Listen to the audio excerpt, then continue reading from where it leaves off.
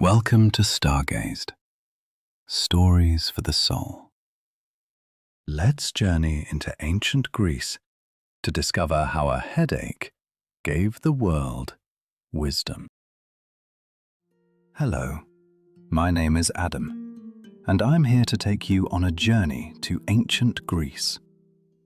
Since I was a kid, I have been fascinated by Greek mythology. You know why? Because the gods are very human-like. They have feelings and flaws.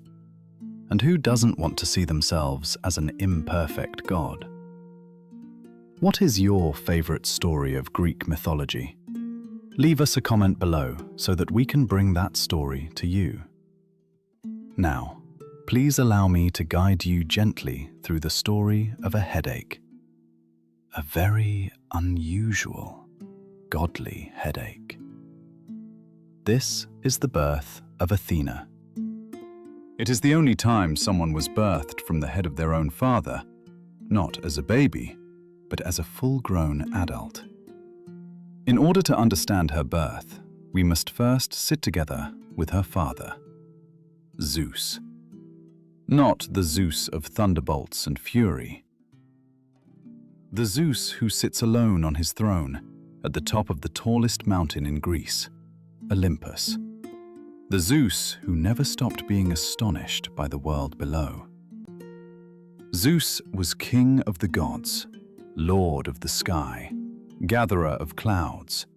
He threw lightning like other men throw glances.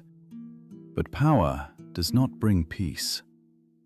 And Zeus had never been peaceful on the inside. You see, Zeus had a secret.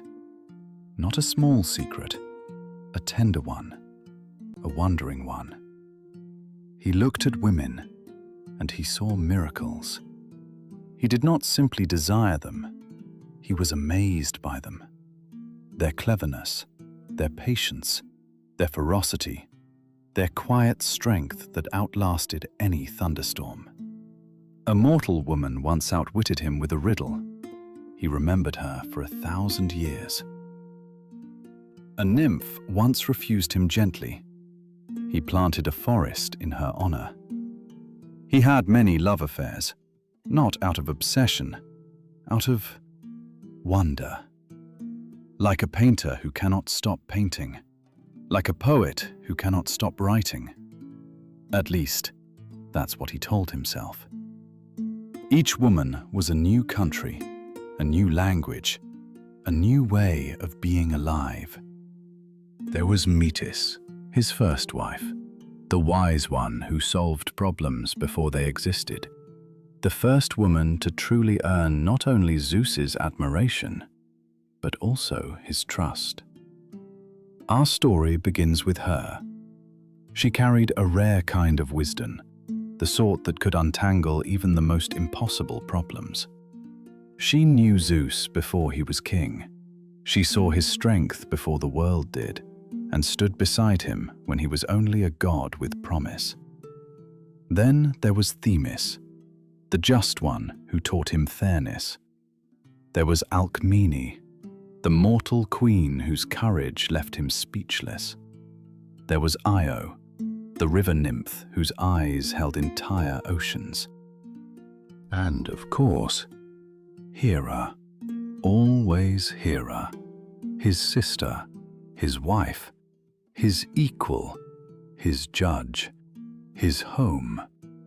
In reality, women were his dopamine hit. The excitement of each new interaction was his divine addiction. Well, that was better than volcano eruptions, earthquakes, or hurricanes. And from each amazement, a child came into the world, or two, or three, sometimes as a full god, sometimes a half god, a mortal with special powers, like Hercules. Some say Zeus had over 100 children, others say more. The Greeks lost count. His children were heroes, they were musicians, they were gods, they were monsters, they were tragedies, they were miracles. Each one carried a piece of their mother's wonder. Each one reminded Zeus of something he had once looked at and admired so much that he could not look away. Why? Why so many affairs? Why so restless? Because Zeus was afraid of being alone. The king of the universe had no one to sit beside him in the dark and simply wonder with him. Hera did not love quietly. She loved fiercely. And when Zeus wandered, Hera burned. She had every reason to be angry, and Zeus watched. But Zeus did not stop being amazed. This is the tragedy of the thunder god. He wanted to be loved.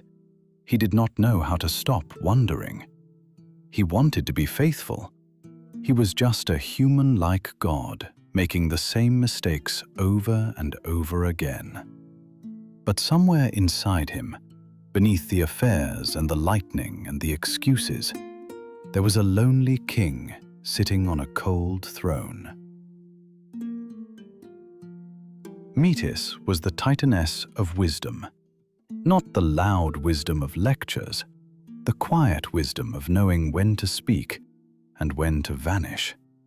She was the first one who truly amazed Zeus, before Hera, before the 100 others, before the loneliness set in. Metis did not speak often. She did not need to. Some people fill silence because they fear it. Metis listened to silence the way sailors listen to the sea. She knew that the important things rarely arrived shouting. In those days, Zeus was not yet king. He was powerful, certainly, but power and certainty are not the same thing. Many imagine Zeus emerging into the world fully formed, a thunderbolt in one hand, confidence in the other. The truth is quieter. There were nights when he looked at the stars and wondered whether he was strong enough to challenge Kronos. There were mornings when fear sat in his stomach like a stone. And when those moments came, he sought Metis. Not because she made decisions for him, because she helped him hear his own thoughts. Sometimes they would sit beside rivers for hours. Zeus would speak, Metis would listen. Then she would ask a single question. One question.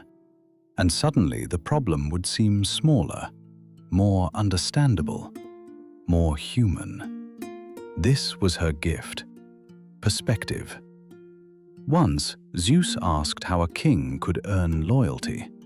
He expected a strategy, a plan, perhaps even a warning. Instead, Metis pointed toward an old olive tree growing beside a hill.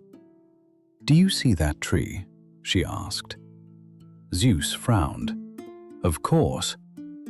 How many birds live in it?" Zeus looked carefully. There were dozens, perhaps hundreds. "I don't know." "The tree does not command them to stay." Zeus said nothing.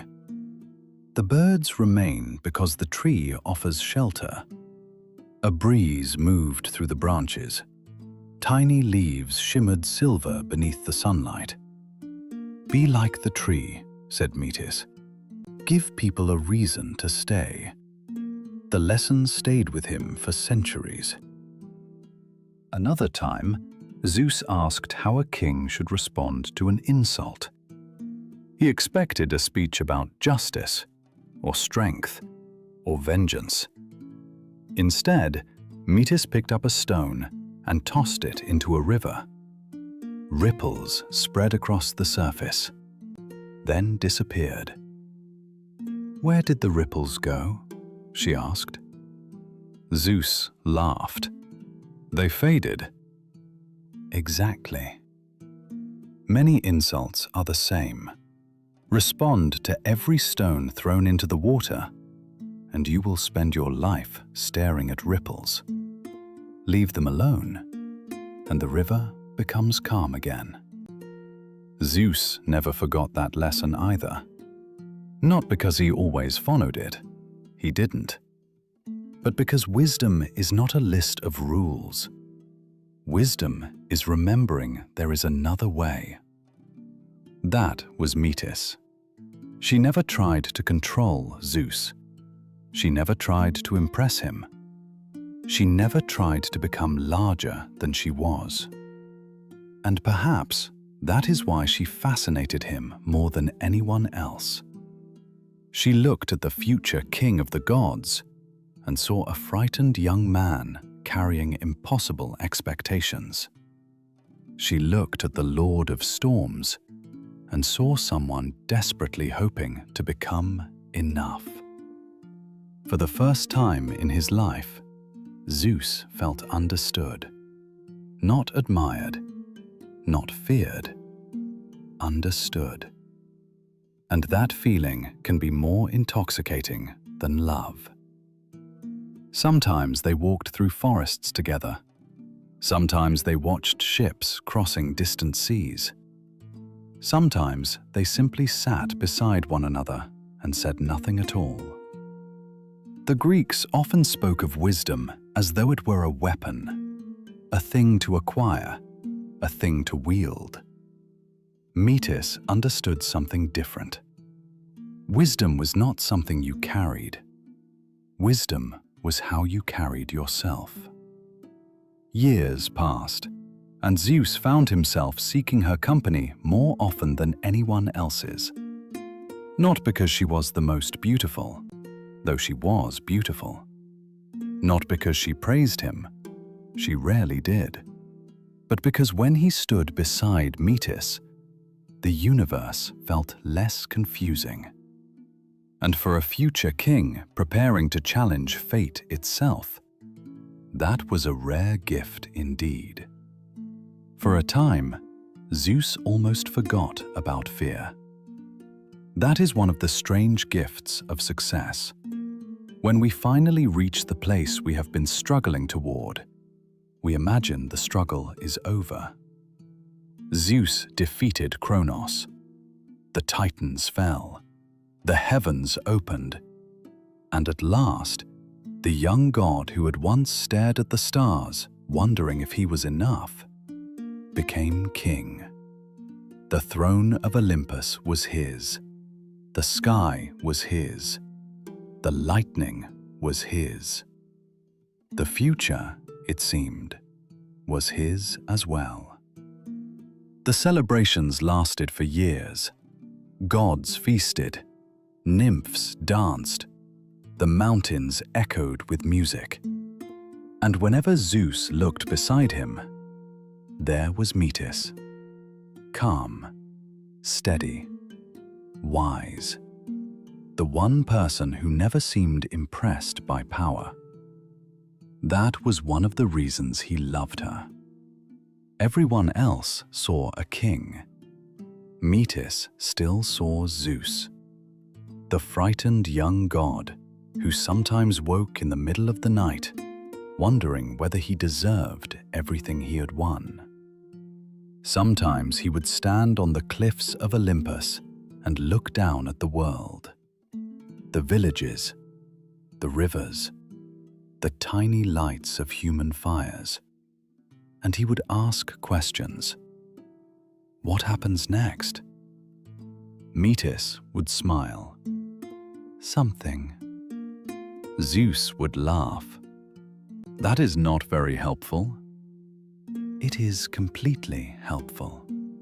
She would gesture toward the horizon. The future never arrives all at once. That answer annoyed him every time, and comforted him every time. Because Metis understood something Zeus often forgot. The future is not a destination. It is a series of moments. One breath, then another. One decision, then another. One day becoming the next. And for a while, that was enough. But peace has a habit of attracting prophecy, and prophecy has a habit of ruining peace.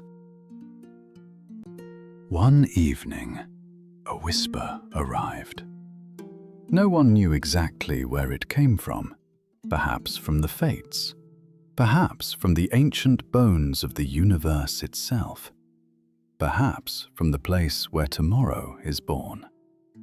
The Greeks told many versions. The message remained the same. A child would be born, a son, and that son would become greater than his father, greater than Zeus. The words spread across Olympus like cold wind. Servants whispered. Gods exchanged nervous glances. Even the clouds seemed quieter. And when Zeus heard the prophecy, the old fear returned. Not because he doubted his strength, because he recognized the story. He had lived it before. His grandfather Uranus had feared his children. His father Kronos had feared his children. And now, the fear had arrived at his own door. The names changed, the faces changed, but the fear remained the same. A king sits upon a throne. A child is born. A whisper begins. And the king starts looking over his shoulder. Perhaps that is what frightened Zeus most. Not the prophecy, the familiarity of it.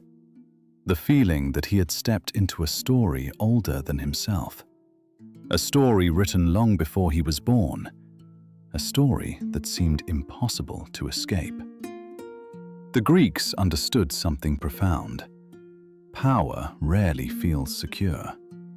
The more someone possesses, the more they fear losing it. Zeus ruled the heavens, yet he could not rule uncertainty. No thunderbolt was strong enough for that. He remembered Kronos, his father, the great Titan who swallowed his own children, one after another. Not because he hated them, because he feared them. Fear can wear many disguises. Sometimes it looks like cruelty. Sometimes it looks like wisdom. Sometimes it looks like necessity. Kronos had convinced himself he was protecting his kingdom. Now Zeus found himself standing in exactly the same place. The realization haunted him. For days he spoke little. For weeks he slept poorly. And Metis noticed. Of course she noticed. Wisdom always notices. One night she found him sitting alone beneath the stars. The sky was clear. The world below shimmered with distant lights. Zeus did not turn when she approached. "You heard the prophecy," he said. It was not a question. "I did." "And?" Metis sat beside him. "And what?" "Aren't you afraid?" She looked upward, toward the endless stars. "No." Zeus frowned. "No?" "No." "Why not?" The answer took a long time to arrive. Finally, she spoke. "Because fear has never changed the future." The wind moved softly through the mountains. Zeus looked away. He wanted certainty. Instead, she offered wisdom, again. And wisdom can be frustrating when certainty is what we crave. "What if the prophecy is true?" he asked. Metis smiled sadly. "Then it is true." "And if it destroys everything?" "Then fear will not stop it." Zeus stared into the darkness. The conversation ended, but the fear remained. Weeks passed, then months, and slowly, almost imperceptibly, the fear began changing shape. Fear often does. At first, it feels like a storm. Later, it becomes a voice, a whisper, a suggestion, a possibility. What if? What if? What if?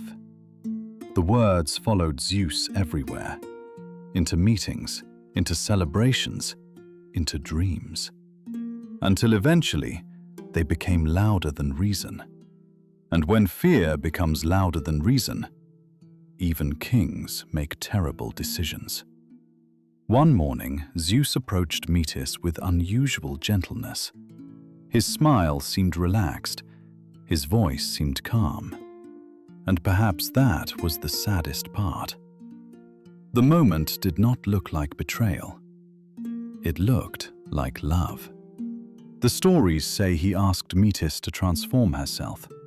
A game, a demonstration, a display of her magical gifts. Metis could change shape whenever she wished. A bird, a fish, a drop of water, a flame. She laughed and agreed. Because trust often arrives before heartbreak. She became smaller and smaller and smaller still, until she was no larger than a spark, a tiny flicker of life, a single point of light. And Zeus opened his mouth and swallowed her. The mountains did not shake. The seas did not rise. No thunder split the sky. History's most important moments are often surprisingly quiet. A decision, a breath, a single irreversible choice. And then it is done. For a long time, Zeus sat alone afterward, silent, motionless. The sky itself seemed uncertain. Had he saved his kingdom? Had he betrayed the one person who truly understood him? Both questions lingered. Neither answered itself. He told himself it was necessary. Kings have always been skilled at explaining their own actions. He told himself he had protected the future, protected Olympus, protected everything he loved. But somewhere beneath the explanations, another voice asked a different question. Protected it from whom? Metis was gone, or so he believed. But wisdom is difficult to destroy. Wisdom has a habit of surviving, especially when someone tries very hard to get rid of it. At first, Zeus expected silence. He imagined her disappearing, fading, dissolving into nothingness. Instead, he heard her. Not immediately, not clearly, just a feeling. A thought arriving before another thought, a pause before an impulse, a question before an action. Days became weeks, weeks became years, and sometimes, in the quiet moments before dawn, he would hear her. Not with his ears, somewhere deeper, a gentle correction, a reminder, a whisper. When anger urged him forward, Metis urged him to pause. When pride filled the room, Metis opened a window. When fear disguised itself as certainty, Metis recognized the costume immediately. And slowly, almost imperceptibly, Zeus began changing. Not becoming perfect, no god ever managed that. Simply becoming more aware of himself. The process was uncomfortable. Wisdom usually is. There were moments when he wished the voice would disappear, moments when he wanted certainty instead, moments when he wanted someone to tell him he had done the right thing. But Metis never gave him that comfort. Wisdom rarely does. Instead, she gave him questions. And questions have a way of changing people. Years passed. Olympus flourished. Mortals built cities, Heroes were born. Empires rose and vanished like waves upon a shore. And all the while, Metis remained, not beside Zeus, inside him. A quiet presence, a steady hum, a lantern glowing in a room no one else could enter. Zeus had swallowed wisdom and discovered something unexpected. Wisdom was impossible to digest. Years passed. The seasons turned below Olympus. Empires rose. Empires vanished. Mortals were born, loved, and returned to the earth. And all the while, something was growing. Not in the world, inside Zeus. A daughter, a thought, a future. Perhaps all three. Metis continued her whispering. Athena continued her becoming. Neither could be rushed. The universe was preparing a surprise. Even Zeus did not know it. At first there were signs, small signs, easy to ignore. A strange pressure behind his eyes, a moment of dizziness, the feeling that a thought had arrived before he had finished thinking it. Zeus blamed exhaustion. Kings always blame exhaustion. There were storms to manage, disputes among gods, prayers from mortals, the endless responsibilities of immortality. Surely it was nothing. But the pressure remained, slowly, patiently, growing, like a seed beneath the soil, like dawn behind a mountain, like a secret waiting for the right moment to reveal itself. Months passed, then years. The pressure deepened.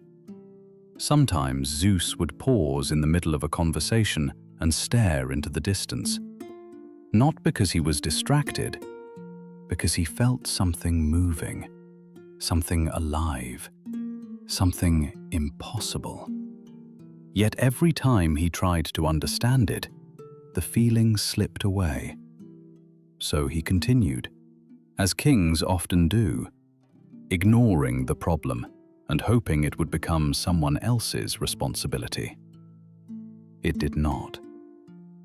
One morning, Zeus woke with a pressure behind his eyes, heavy, like a whole world trying to open a door from the inside. He sat upright. The sensation lingered, uncomfortable but manageable. He rubbed his forehead, stood, and began his day. Gods are terrible at admitting weakness. For 3 days he said nothing. Whenever another god asked whether he was all right, Zeus straightened his back and insisted he was fine. Kings are also terrible at admitting weakness. By the second day, lightning bolts were striking clouds by accident. Entire storms appeared where no storms had been scheduled. Thunder rolled across perfectly clear skies. Mortals below looked upward in confusion. Farmers crossed themselves. Sailors prayed. Poets began writing new myths. By the third day, entire thunderstorms appeared and disappeared without warning. Hermes noticed first. Hermes noticed everything. The messenger god found Zeus sitting alone near the edge of Olympus. The king's eyes were narrowed, his jaw clenched. One hand pressed against his temple. "Father," Hermes said carefully, "you look terrible." Zeus opened one eye. "I look magnificent." Hermes nodded. "Of course. You also look like a man arguing with a mountain." "I am not arguing with a mountain." Hermes considered this. Has the mountain been informed? For a brief moment, Zeus laughed, then immediately regretted it. Pain exploded through his skull. "Ugh," he groaned. Hermes took one step backward. That bad? Zeus said several words that historians politely chose not to record. Hermes nodded sympathetically. Understood. By noon, the headache had become impossible to ignore. The pressure pounded, relentless, steady, growing sharper with every passing hour. Apollo arrived next, god of healing, god of medicine, god of sunlight. If anyone could solve the problem, surely it would be Apollo. He examined Zeus carefully, asked questions, listened, thought, then frowned. Apollo rarely frowned. "Well?" Zeus demanded. Apollo hesitated. "That's unusual." "I know it's unusual." "No, I mean unusually unusual." "That is not helpful." Apollo sighed. "It appears your headache is beyond medical explanation." Zeus stared at him. "You are the god of medicine." "Correct." "And your diagnosis is unusual?" Apollo nodded. "Very unusual." Zeus considered throwing him off the mountain. The headache prevented the effort. Then came Dionysus, god of wine, god of celebration. Dionysus listened carefully to the symptoms, thought for approximately 3 seconds, then produced a goblet. "I have the answer." Zeus narrowed his eyes. "Do you?" "Absolutely." "What is it?" "More wine." Apollo groaned. Hermes laughed. Dionysus looked offended. "It solves many problems." "Not this one," said Apollo. "You don't know that." "I literally examined him." "And yet here we are." The argument continued for some time. Zeus considered throwing both of them off the mountain. Again, the headache interfered. Aries arrived next. The god of war listened to the discussion, thought for a moment, then spoke.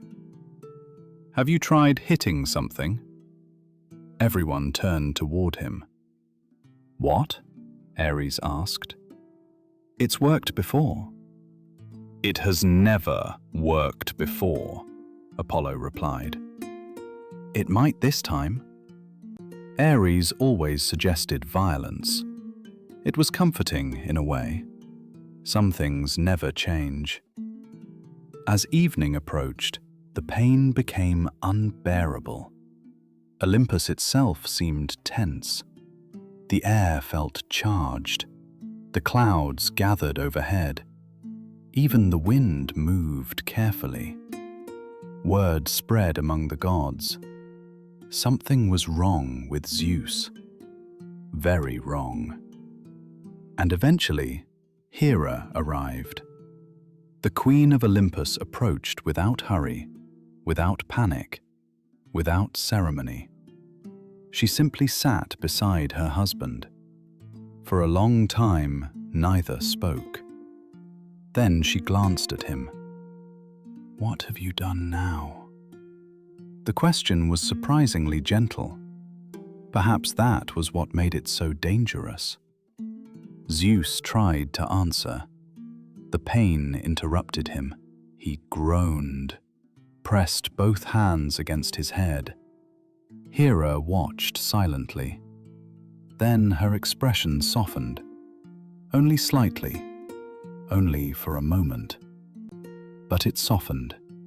and that alone was remarkable. By midnight, the pain became a drum pounding inside his skull, louder, stronger, relentless. Zeus fell to one knee. Lightning burst from the sky. Thunder shook the mountains. The earth trembled. The gods gathered, watching, waiting, worried. Then something happened. A voice echoed inside Zeus's head. Not Metis, someone else. Young, strong, clear. A voice he had never heard before, yet somehow recognized instantly. Father. Zeus froze. The voice came again. Father, let me out. Silence swept across Olympus. The king of the gods stared into nothing. The pain surged. And suddenly, he understood. Not completely, but enough. Metis. The prophecy, the years of whispers, the strange pressure, the impossible feeling growing inside him. A child. Athena. The realization arrived all at once, like lightning, like dawn, like truth. And with it came another wave of agony so powerful that Zeus screamed. The mountains echoed, the seas churned. Mortals across Greece looked toward Olympus in terror. The gathered gods stepped backward. Even Aries looked concerned, and that was saying something. Finally, Zeus turned toward one of the figures standing nearby. His son, Hephaestus, the blacksmith god, master of fire, master of metal, the maker of impossible things. Hephaestus had always stood slightly apart from the others. Quiet, observant, patient, a creator among warriors and kings. Their relationship had never been simple. Hephaestus had been born with a shortened leg, and Zeus, in one of his less glorious moments, had treated him poorly because of it. The wounds between fathers and sons are rarely healed completely, but they can become something else, something gentler, something wiser. Now Hephaestus stepped forward, concern written across his face.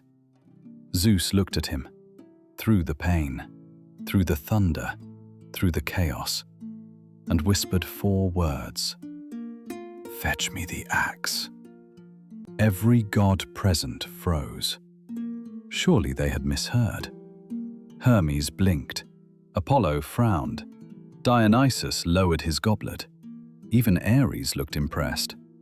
You do not normally strike the king of the gods with an axe. That tends to end badly. But Hephaestus understood. Somehow he understood.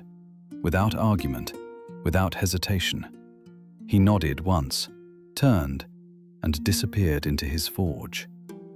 Moments later, he returned carrying a great bronze axe. The blade gleamed in the torchlight. The gods stepped aside. The air became still. Zeus knelt, breathing heavily. The pressure inside his head had become unbearable, like a star trying to be born, like a universe demanding entry into the world. Hephaestus approached slowly, the axe resting against his shoulder. Neither father nor son spoke. They did not need to. Some moments exist beyond language. Hephaestus raised the weapon, stepped back once, twice. The gathered gods held their breath, and then he swung. The axe fell, and Olympus waited. There was a sound, not the sound of breaking bone, not the sound of pain. Something stranger, something brighter, like a storm cloud splitting open to reveal sunlight, like a door unlocking after being closed for years. like a thought finally finding the words it had been searching for.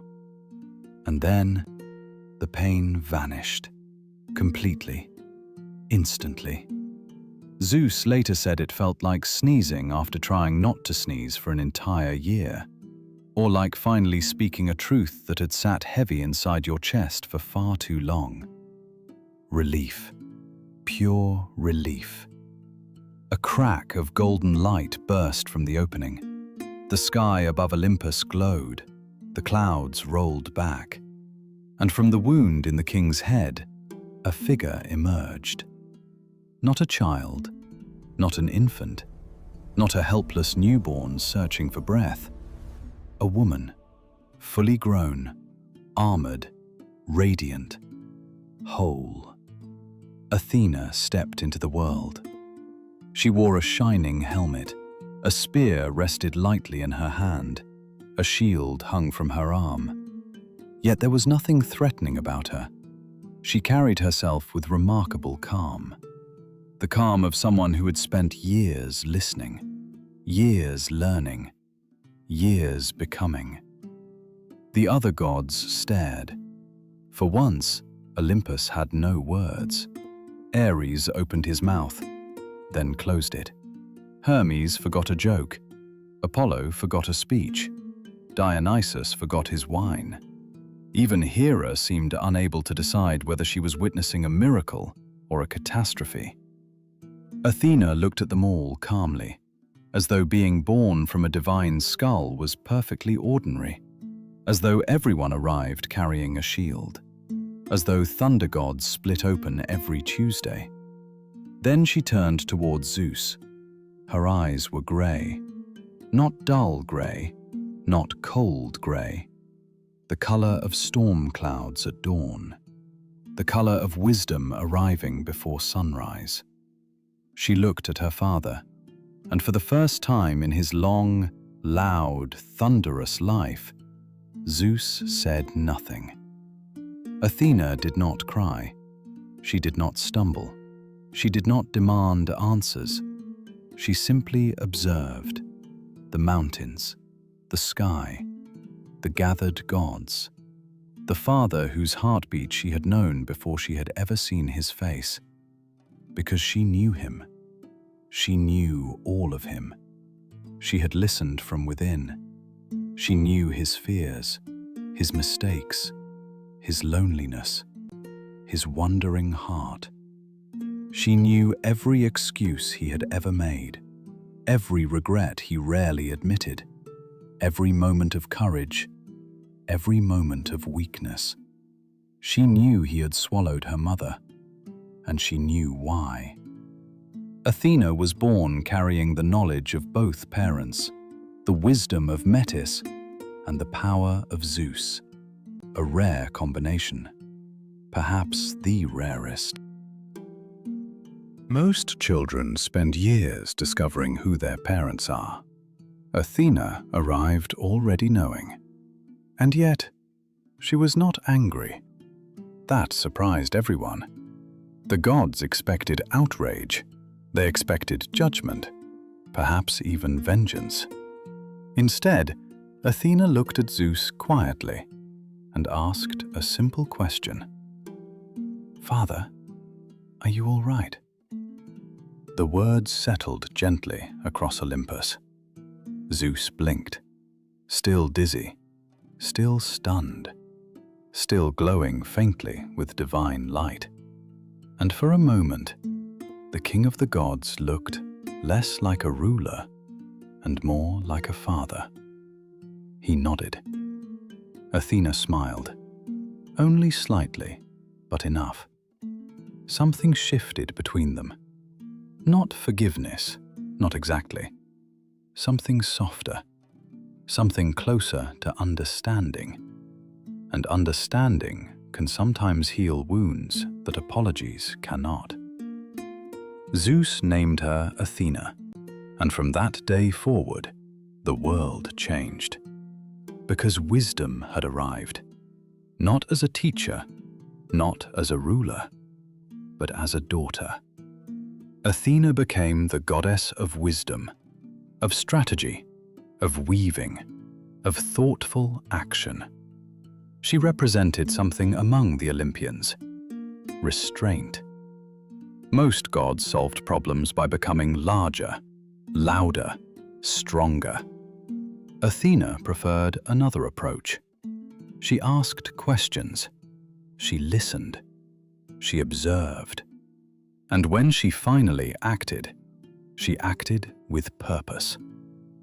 Perhaps that is why people trusted her. Not because she was perfect, because she was thoughtful. And nowhere was that more evident than in the story of a city that needed a protector. A city that would one day become one of the most famous places in human history. Athens. Long ago, before the city carried its famous name, the people faced a difficult choice. Two gods desired to become its patron: Poseidon and Athena. Poseidon arrived first, the mighty ruler of the seas. His beard flowed like ocean foam. His temper arrived even faster than his storms. He strode into the city carrying all the confidence of a god who commanded oceans. The people gathered, watching, waiting. Poseidon raised his trident and struck the earth. The ground trembled, stone cracked, and from the earth sprang a magnificent gift.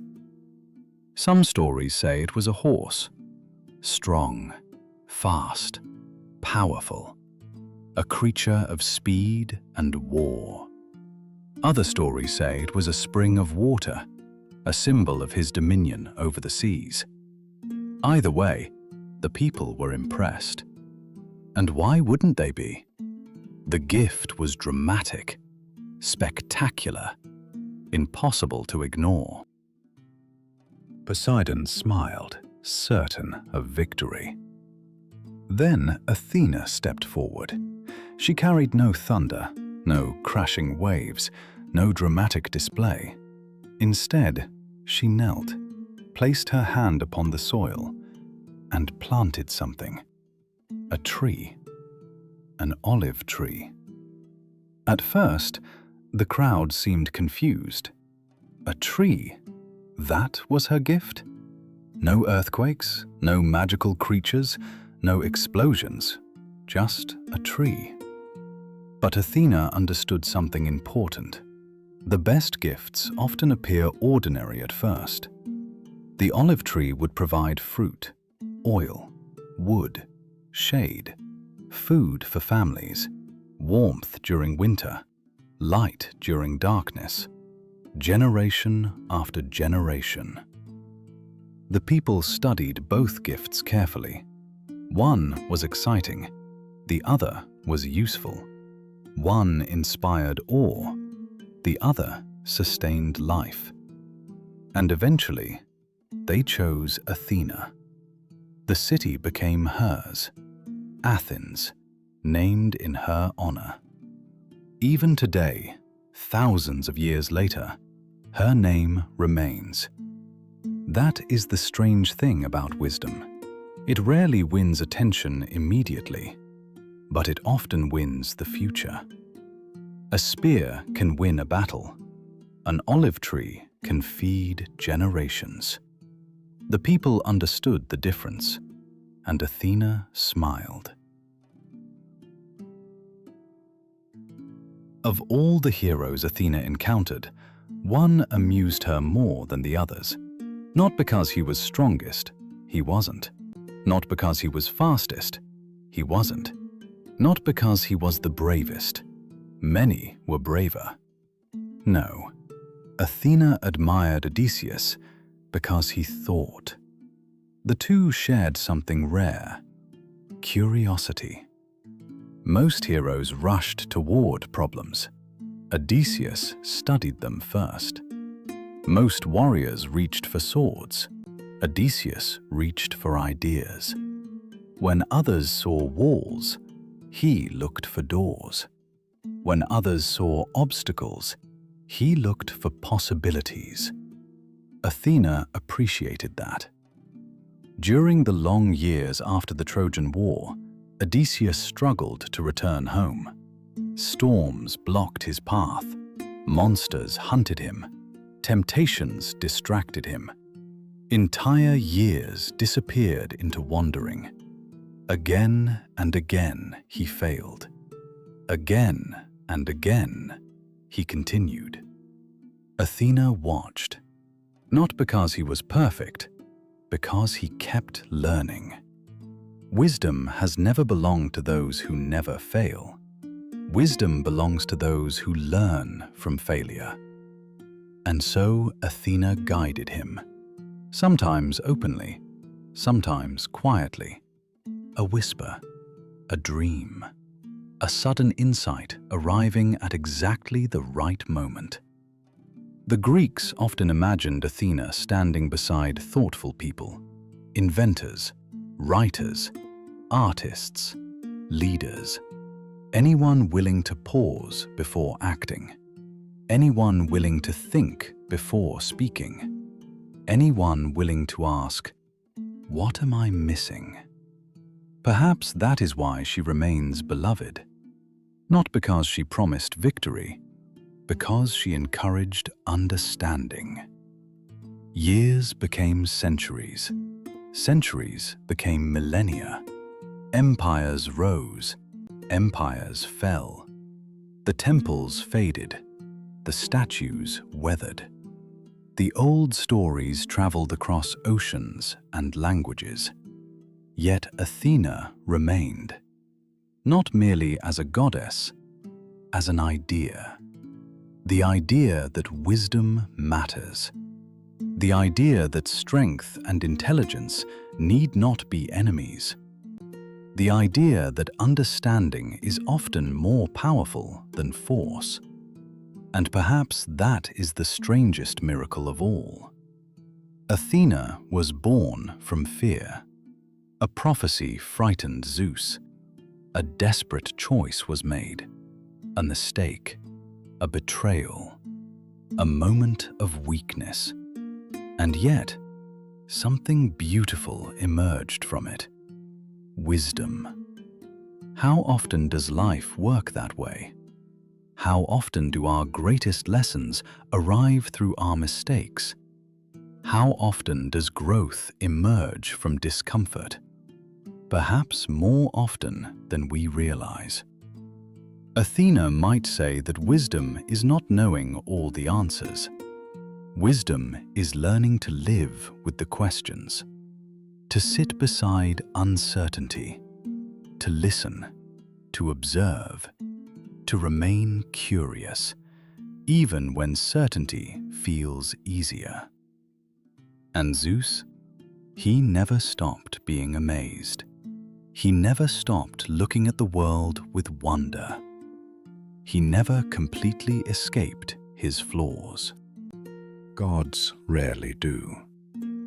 But sometimes, late at night, when Olympus was quiet, when the stars hung above the mountains and Hera slept peacefully nearby, Zeus would touch the faint scar hidden beneath his hair and smile.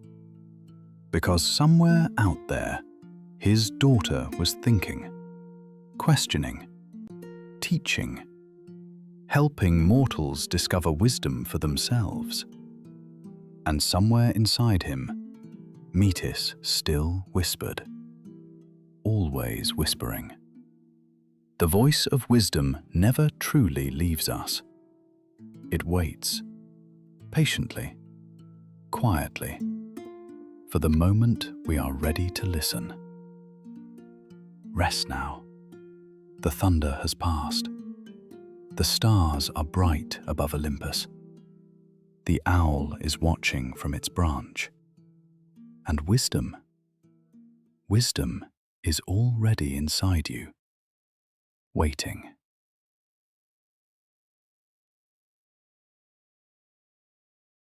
Thank you for listening to Stargazed. Until next time.